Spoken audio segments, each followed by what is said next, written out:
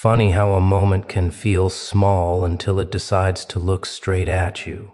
Not loud, not dramatic, just heavy enough to make everything else fade out, like the world finally stepped back and stopped interrupting. You didn't earn an announcement. You didn't get a warning. This isn't about being chosen because you're special in the way people like to brag about. It's special because its private silence is deceptive. It doesn't scream, it doesn't demand, it doesn't announce itself in a way that makes you sit up straight immediately. It seeps into corners you've ignored. It creeps between the cracks of your daily noise, and it waits. People think they need chaos, urgency, the blaring signal to pay attention. They're wrong. The quiet holds more power than the loudest warning because it doesn't give you an excuse to look away. It forces recognition, and recognition is heavy. We spend our lives running from silence, filling it with chatter, notifications, explanations, and rehearsed dreams. Silence exposes the mechanics of our habits, the truth of our intentions. When it arrives, it strips everything else away. You can't hide behind pretense. You can't spin a story to make yourself look good. In that space, you are exactly what you've allowed yourself to be. No mask, no applause, no excuse. Silence is when the smallest detail becomes enormous. A look, a thought, a feeling you thought you could ignore suddenly feels like a tidal wave. That's why it's uncomfortable. People equate discomfort with danger, so they try to flee. They talk, scroll, move, anything to escape the quiet that knows them better than anyone else ever has. But running from it only delays confrontation with the truth that's already arrived. Power lies in observing the silence instead of fleeing it, in letting the pause between thoughts and actions grow just long enough to understand what's there. Most people never do this. They fear what they might discover. Fear convinces them that movement equals progress, that busyness equals value. The truth is, movement can be meaningless. Busyness can be a trap. And silence is where the real work begins. When you stop avoiding, you notice the patterns you've been repeating. Excuses, justifications, small acts of avoidance that once seemed harmless now stand out in stark relief. Silence doesn't forgive. It doesn't sugarcoat. It lets you see how often you've talked to cover fear, smiled to hide doubt, pretended you were aligned while running in circles. That exposure is uncomfortable but essential. Silence also sharpens perception. When the noise disappears, you hear what you've been ignoring. Your instincts speak louder, your intuition is clearer, and the questions you've been avoiding gain weight. What are you protecting? Who are you impressing? What are you willing to sacrifice to continue pretending everything is fine? Silence asks these questions without demanding answers immediately. But it waits until you notice. There's a strange intimacy in silence. It forces you to confront yourself in ways the external world never could. Other people react to your face, your words, your performance. Silence reacts to your being. It doesn't lie, it doesn't interpret. It only reflects. And reflection is brutal if you've been avoiding the truth for too long. That's why the quiet feels heavy. Almost like it has gravity of its own. Most people underestimate the lessons in silence because they confuse movement with progress. They believe action is enough to prove growth. Silence reveals that growth is internal first. Actions are secondary, reflections of what's already solid or fractured inside. In the quiet, you measure yourself not by applause or acknowledgement, but by alignment with the values you claim to hold. Silence also tests patience. It forces you to wait, to process, to feel the weight of your choices and inaction without distraction. It's a pressure cooker that doesn't explode but compresses reality so tightly that avoidance becomes impossible. The uncomfortable part isn't that you're exposed, it's that you can't postpone facing what's true any longer. When you embrace silence, it becomes a tool instead of a threat. It lets you think, feel, and plan without the noise that usually steals attention. It amplifies your awareness of priorities, intentions, and blind spots. You notice what's real, what's performative, what's urgent, and what's trivial. That clarity is both liberating and terrifying, depending on how much truth you've been ignoring. People fear silence because it's honest. It doesn't lie, it doesn't apologize, and it doesn't allow evasion. It strips away charm, justification, and distraction. What's left is you, your thoughts, your feelings, your choices, laid bare without permission. Facing that is not comfortable, and that's why most people avoid it until there's no other option. The moment you accept silence, you start listening differently. You notice patterns in others, in situations, and most importantly, in yourself. You hear the subtleties you've been too busy to notice. The moments when you compromise, the times you choose convenience over courage, the instant reactions that reveal more about your character than any conversation ever could. Silence doesn't shout, but it communicates. It asks you whether you've been honest with yourself, whether you've been brave, deliberate, intentional. It doesn't punish, it just waits. And in that waiting, it gives you a chance to confront reality without excuses, to measure your alignment with your own truth, to prepare for action that matters instead of noise that distracts. Attention isn't given, it's demanded, and the moment you realize it, it changes everything. People think they earn attention with noise, with performance, with flashes of brilliance they hope others notice. That's not true. Real attention arrives quietly, in the spaces where pretension is stripped away, in the moments where there's nothing left to hide behind. It's uncomfortable because it doesn't flatter, it observes. Most people misunderstand attention. They treat it like applause, like validation, like something to chase. They post, perform, narrate, hoping someone sees them. Real attention doesn't react to performance, it reacts to presence. It notices what you are, not what you want to appear to be. That distinction is subtle but devastating when you first recognize it. Attention shows up in the small moments. The silence after a question, the hesitation in a conversation, the unspoken expectation when someone looks at you and waits. It doesn't arrive with banners or music. It arrives in quiet pressure, and pressure doesn't negotiate. It watches, and it tests whether you're aligned with yourself or still performing for the comfort of others. People fear attention because it exposes patterns they've been hiding. It reflects habits, intentions, priorities. It makes excuses useless because it doesn't care about your story. It only cares about your consistency, your integrity, your ability to act when no one is forcing your hand. That's why real attention is heavy. It carries weight you've been avoiding. Attention also forces choice. When it lands, you can't be everywhere at once. You can't satisfy every expectation, silence every critic, or protect every ego. You have to decide what matters, what you'll defend, and what you will let go. That focus feels isolating at first, but it's necessary. Without it, attention becomes scattered and meaningless, and scattered attention is invisible. Most people run from this kind of attention because it's not flattering. It doesn't admire, it observes.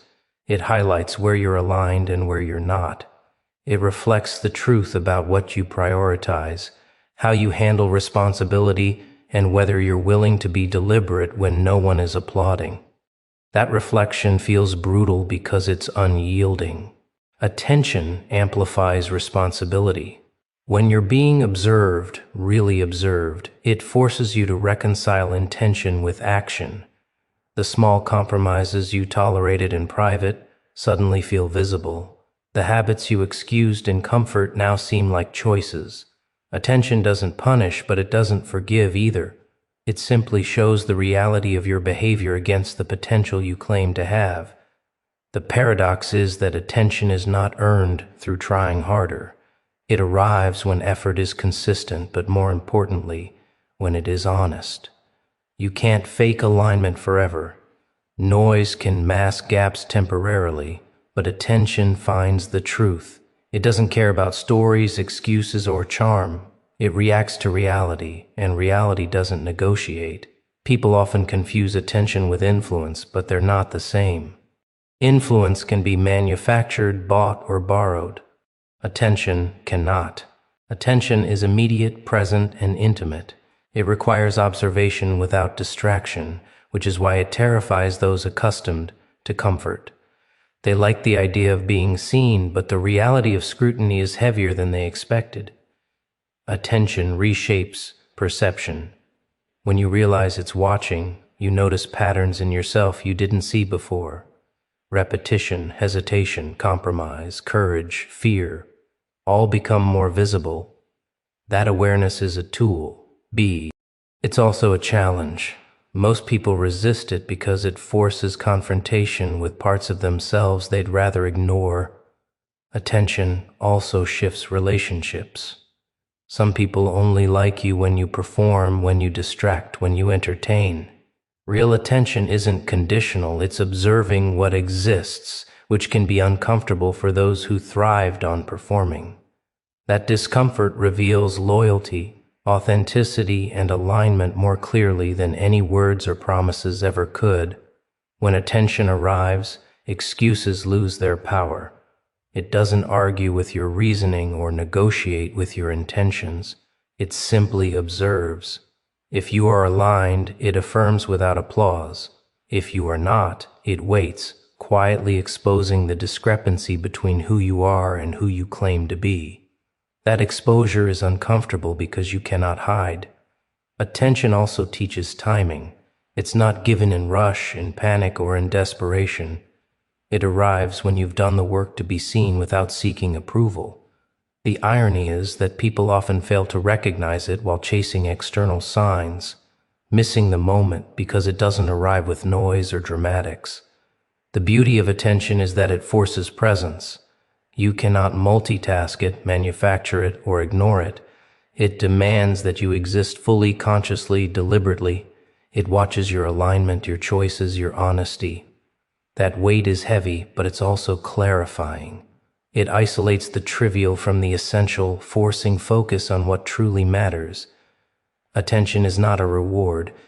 It's a mirror, unflinching, patient, relentless. It reflects alignment, inconsistency, strength, and weakness. It exposes who you are under the weight of observation without mercy, without judgment, and without the need for your justification.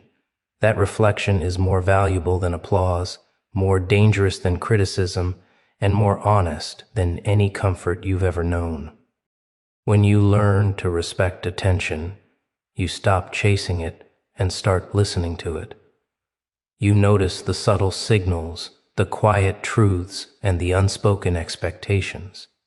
You begin to move with clarity because you know that what is truly seen is not your image, but your reality focus isn't a feeling, it's a demand, and most people mistake it for convenience. They think focus will come when conditions are perfect, when motivation is high, when the world aligns in neat rows. That's a lie the mind tells to justify delay. Real focus arrives when chaos surrounds you, when temptation beckons, when distraction is louder than discipline. It isn't polite, it doesn't wait for your comfort. Before focus, attention is scattered. You believe you're productive, but you're actually busy. You fill time with tasks that feel important but are meaningless in the grander scheme.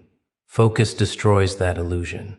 It asks whether your effort matches your intention, whether your actions honor the result you claim to want, whether you are actually present in the work or just pretending. Focus requires confrontation. It demands that you look at the noise you've been living in and decide which is essential and which is poison. Most people flee this confrontation. They rationalize, justify, postpone. They cling to the illusion that being busy is enough. Focus doesn't settle for that. It waits, patient and relentless, for you to align thought, intention, and action. Discipline and focus are inseparable, but focus is harsher. Discipline allows repetition, habit, routine. Focus asks for precision. It exposes the moments where you've wavered, where you've allowed distraction to masquerade as productivity. The mind resists this because it is uncomfortable to realize how much time has been wasted under the guise of effort. Focus isolates you. It makes you choose. Every choice draws lines. What will you give enter? Jai to. What will you ignore? What will you nurture and what will you destroy? This isolation is uncomfortable because humans are social creatures, prone to validation, dependent on recognition. Focus doesn't provide validation, it provides results. The paradox of focus is that it feels restrictive even while it liberates. By saying no to countless distractions, by narrowing vision, by committing, you gain the freedom to act decisively. Yet the initial sensation is suffocating because the mind resists limitation. It craves the illusion of endless possibility. Focus forces choice, and choice is responsibility. Focus magnifies consequences. Small errors, neglected details, wavering attention, they all become visible under focus. Nothing can hide behind chaos. When you focus, every action is measurable. Every intention is tested. Every moment counts. That exposure is terrifying for people accustomed to camouflage, to excuses, to performing without scrutiny. People often mistake focus for obsession. They believe it's unhealthy, that it consumes. Obsession is impulsive, reactive. Focus is deliberate, disciplined, selective. It doesn't burn you out because it doesn't scatter. It channels. The discomfort of focus is necessary. It's the friction between the comfort you crave and the results you demand from yourself. Focus also transforms perception. You notice patterns previously invisible. You hear subtleties. You observe inconsistencies. You understand priorities because distractions fade into the background. That clarity is uncomfortable because it confronts you with truths you've avoided. It reveals where courage is absent, where energy is misapplied, where intention does not match behavior. Focus demands patience. Results are rarely immediate. The mind rebels against waiting. It wants validation, recognition, reward. Focus ignores these impulses. It requires sustained enga. Ji meant repeated alignment of thought and action, a refusal to let distraction dilute effort. That resistance feels like suffering, but it is refinement. Focus creates boundaries, not just externally, but internally. It teaches the mind to reject frivolous thoughts, unproductive conversations, and emotional detours. Every boundary feels like loss at first, because the human brain resists limitation. But these boundaries are essential scaffolding, the framework that allows meaningful creation within the chaos of life. Most people fail at focus because they underestimate its invisibility. They want visible productivity, external acknowledgement, applause. Focus doesn't operate in spectacle. It works quietly, consistently, invisibly, until momentum builds. The work is often solitary, tedious, repetitive, yet profoundly transformative. Focus reshapes time. Hours stretch or compress depending on how disciplined you are in alignment. Distraction consumes minutes unnoticed. Attention dissipates hours into nothing. Focus converts moments into leverage. It doesn't create more time. It makes the time you have exponentially more potent. Focus tests character. It reveals laziness, fear, impatience, and inconsistency. It exposes whether effort is genuine or performative. It doesn't forgive pretense. It demands integrity of action. That is why it feels harsh. The harshness isn't punishment, it is calibration, forcing alignment between who you are, what you intend, and what you produce. Focus doesn't ask permission. It arrives in the middle of chaos and expects you to comply. It doesn't wait for readiness. It doesn't soften for emotion or circumstance. Either you follow it or you watch it pass and someone else occupies the space you wished was yours. Mastering focus is mastering presence. It is the courage to stand in the work that matters, ignore everything else, and let the world F. Audit until only what you control and what you create exists.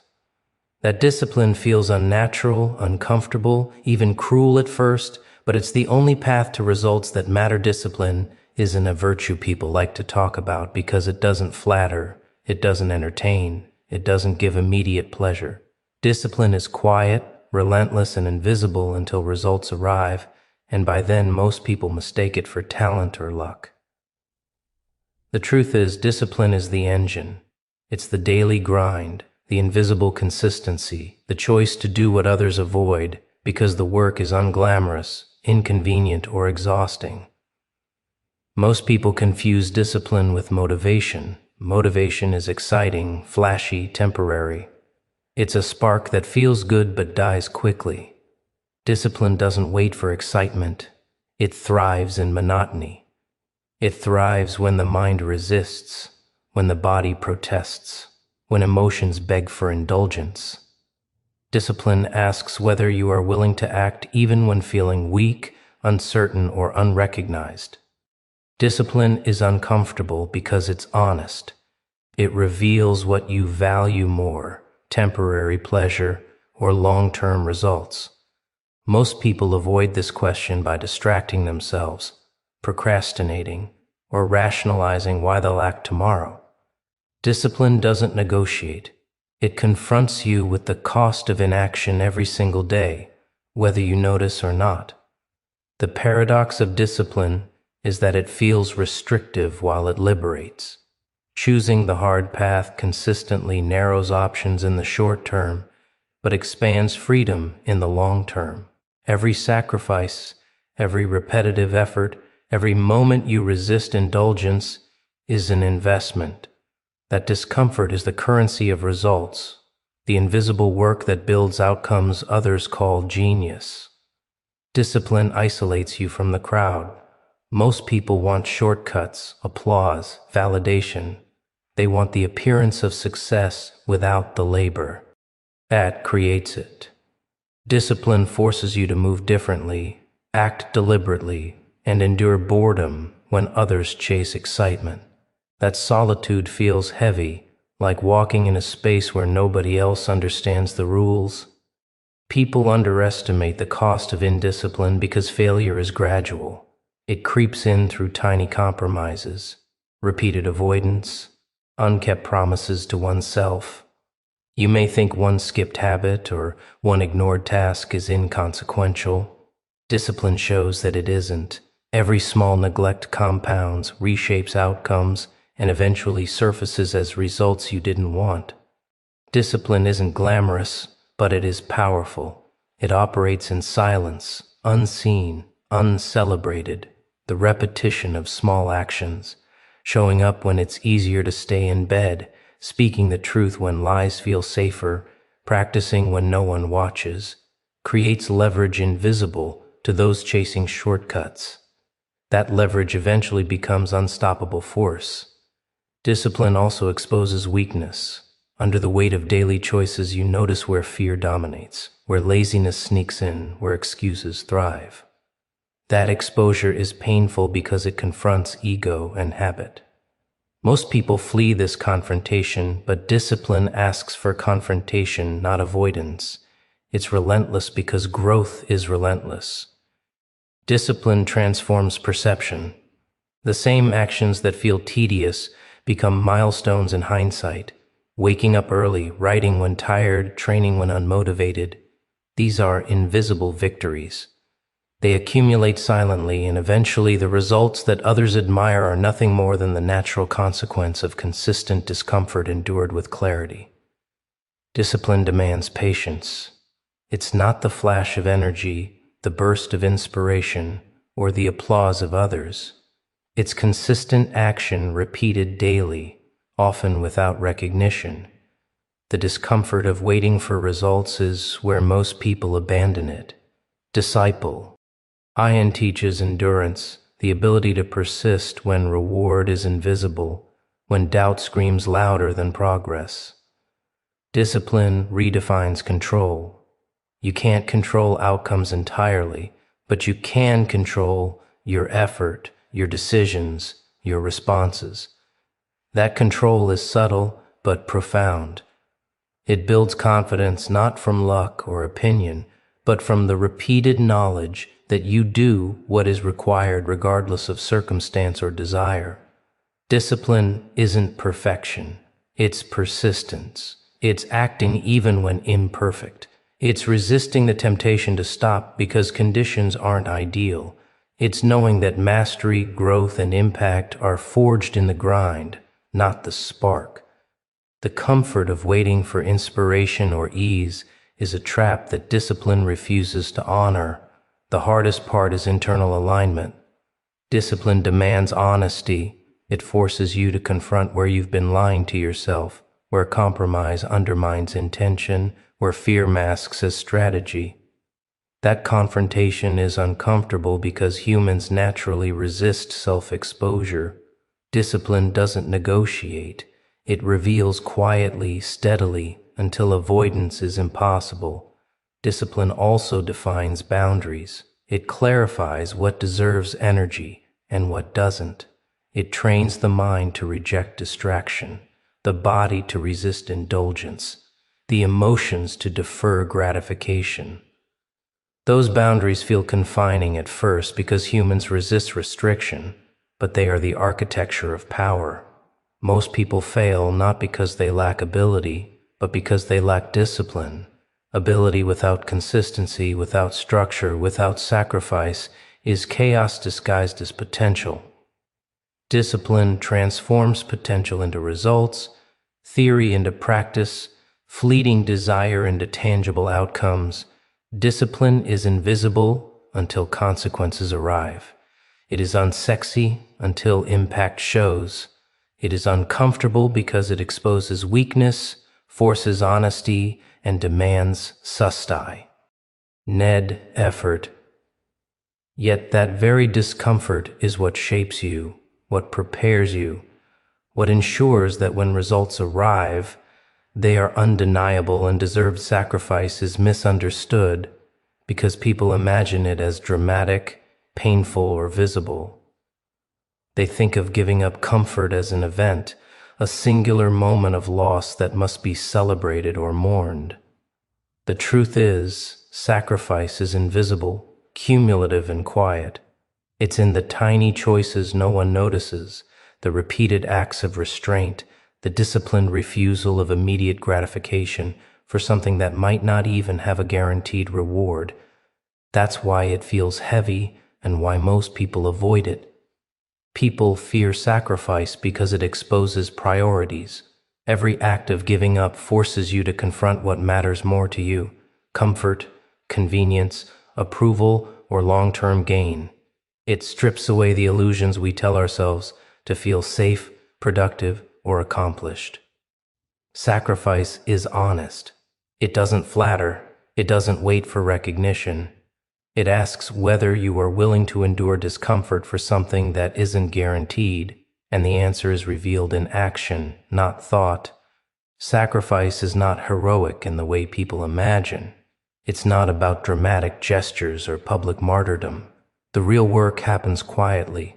It's waking up before the world, working when others rest, speaking truths that are uncomfortable, making choices that isolate you, all without applause. That quiet accumulation of small acts creates leverage, and leverage is invisible until it can't be ignored. Most people fail to recognize sacrifice because it doesn't reward immediately. Our culture teaches instant gratification, constant feedback, and validation through attention. Sacrifice teaches patience, endurance, and delayed satisfaction. It forces you to measure success not by applause, but by alignment with purpose and the integrity of your choices. That delay feels uncomfo. Our table, because humans want immediate proof. But sacrifice operates on a timeline that the unprepared resist. Sacrifice also exposes fear. Every decision to give up, to resist, to endure confronts the part of you that wants comfort, safety, and convenience. Fear whispers that the risk isn't worth it, that the discomfort will never pay off, that you're foolish to endure for something intangible. Sacrifice doesn't argue, it simply exists as the measure of what you are willing to pay for results that matter. That tension between fear and action is where growth hides. Sacrifice is isolating. It creates distance between those willing to endure and those unwilling to give up comfort. People will call you obsessive, cold, extreme, or reckless because they can't see the invisible work or the long-term vision behind the choices. That isolation feels heavy because humans crave connection, approval, and empathy, but sacrifice demands that you sometimes walk alone, carrying the weight of choice without audience or applause. The paradox of sacrifice is that it's uncomfortable yet liberating. Giving up comfort or convenience feels like loss, but it frees energy, attention, and focus for what truly matters. It narrows the field, eliminates distractions, and magnifies the value of persistence. The friction, the tension, the daily resistance, all of it compounds into a force that propels results, but only if endured consciously. Sacrifice sharpens perception. It reveals what is truly essential. When you give up what is unnecessary, the critical elements of life, work, and growth become clearer. You begin to notice who and what matters, what effort produces real impact, and what is a distraction disguised as necessity. That awareness is uncomfortable because it forces evaluation and choice in areas where avoidance was previously possible. People resist sacrifice because it exposes the cumulative cost of small decisions ignored. Every skipped practice, every avoided responsibility, every indulgence once excused becomes visible in the scale of results that follow. Sacrifice magnifies the consequences of neglect and rewards the consistency of intentional effort. That exposure is uncomfortable because it leaves no room for excuses. Sacrifice demands foresight. It asks whether you can act in the present for a future that is uncertain. Humans naturally crave certainty. Sacrifice thrives in ambiguity, in the tension between immediate discomfort and deferred reward. That tension is heavy because it requires trust, not in others, but in yourself, and self-trust is a muscle most people neglect. Sacrifice also teaches alignment.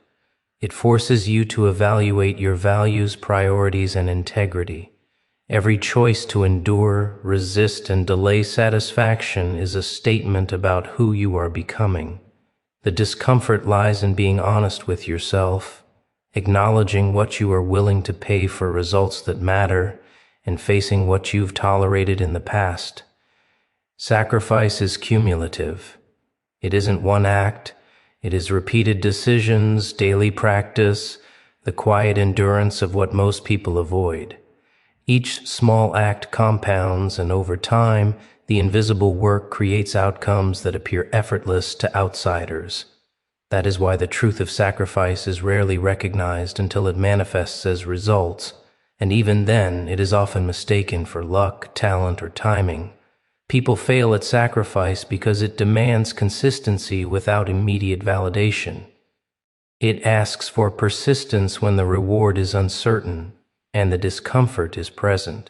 It isolates, it exposes, it challenges ego and fear simultaneously. Yet, that is exactly why it is powerful, because the invisible weight endured today shapes the extraordinary results of tomorrow. Sacrifice is not glamorous, but it is unstoppable. It works quietly, in repetition, in restraint, in discipline. It exposes weakness, builds character, and aligns action with purpose. The discomfort it brings is the measure of its value, and the endurance it requires separates those who merely hope from those who achieve.